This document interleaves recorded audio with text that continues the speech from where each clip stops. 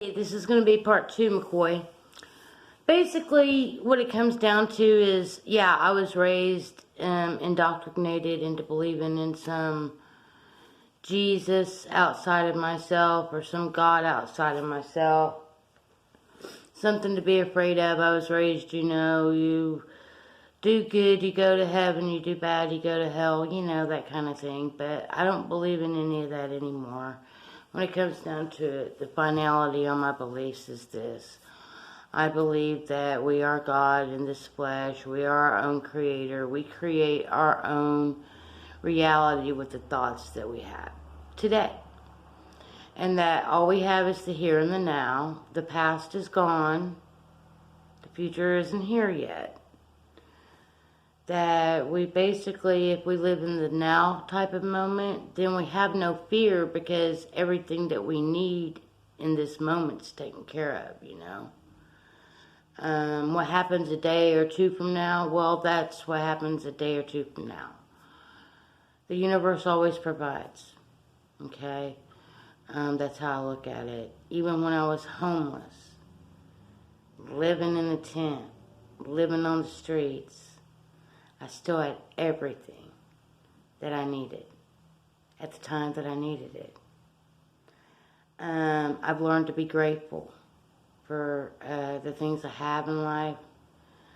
I've learned to accept that if I want better than what I have, then I'm going to be the one that has to change in order to do that. Meaning I'm going to have to either change jobs or add a job or do something different to bring about that abundance. I believe that abundance, just like anything else, is a frequency and a vibration. I believe it's there, that anybody can obtain it as long as they get on that same frequency and vibe along with it, I believe that's why miracles seem to occur to certain people, because they're on that vibe, they're on that wavelength without even realizing it. And then something good appears just out of nowhere, like a miracle occurred. And you're grateful for that moment. Well, if you can hold on to that feeling of gratefulness for that specific thing in that moment, if you can hold on to that feeling, then it continues and continues. Abundance is available to anybody. It's like love's available to anybody. It's just all frequencies. It's all frequency. And it's all about vibrating at a higher frequency. The higher that you vibrate within yourself, then the more people that you're going to attract that are vibrating at that same level. If you're vibrating in lower level energies, then you're going to attract people in lower level energies. That's why I keep to myself a lot, probably. Is because I don't want to vibrate in low level energies anymore. I want better for myself, and the only way for me to better myself is to love myself and to do the things that I need to do to improve my life, And the way I look at it is like this. Once my life starts improving, others around me, their lives start improving as well. And it all comes down to personal responsibility for our own words, our own actions. We can't be responsible for somebody else, in that sense of things. Yes, we can be responsible for our children and upbringing them and raising them and providing and caring for them, yes. Responsibility for others in that sense. But as far as responsibility for others and their words, their actions, they have to take full responsibility for those words and actions. Like the trauma that we received in our childhood wasn't necessarily our fault at the time that it was occurring. But as an adult, it is our responsibility to clean up the mess within ourselves that was created due to childhood trauma. It is up to us to internally go within and try to clean up the mess, so to speak. not really clean up the mess, but to love ourselves as exactly who we are, and to heal from the trauma that was created to us unknowingly, you know. Anyways, this is an extra few minutes on why I think and why I say some of the things that I say. Because I do believe that we are a spiritual being inside this fleshly body, and that we have more power than we have been allowed or given, you know, to know that we have. You know what I'm saying? I think that's one of the things about the powers that be. No, they have knowledge that we don't have. Why do they have knowledge? I don't think it's because they're, quote, evil, even though people deem them evil. And yes, some of the things that's going on is due to pure greed. It's due to pure greed of wanting control, total power and control. It's what it comes down to. You know, they're basically spoiled children that have always gotten their way, and if they don't get their way, then they throw a fit. Well, because of the fact of the matter is that they have so much money pouring out their ears, they can control things. But really, are they controlling us? I mean, some people allow themselves to be controlled. That's another thing when it comes down to it. Personal responsibility. Are you allowing yourself to be controlled? Are you allowing yourself to engage in these things? Like me, for me personally, I don't own a TV. I don't watch TV. I don't give my energy or pay attention to anything that's put out on the lamestream media for all the public to see. I don't give my energy to it. I don't have time for it.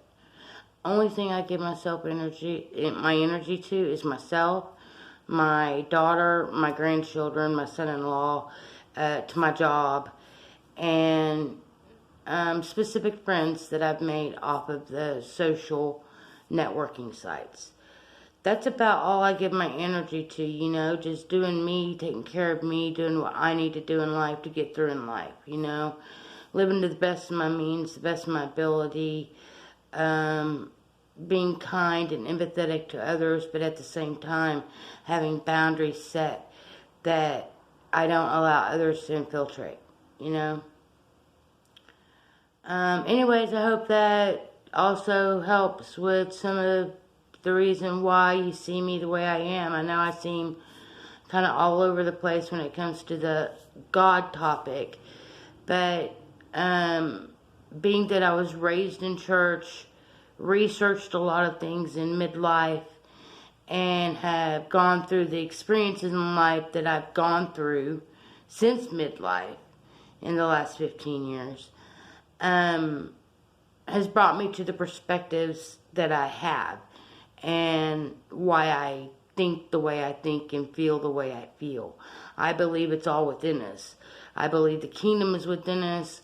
I believe that it's all about us and that everything is within, and that our brain is the throne. It's been proven in the Bible. I could even post a video about that called The Great White Throne.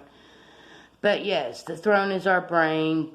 Jesus was crucified on Golgotha, which is the skull, which internally we do have a man hanging on a cross in between our brain hemispheres. We also have this thing in our cells that helps bind our cells together called laminin. It's in the shape of a cross.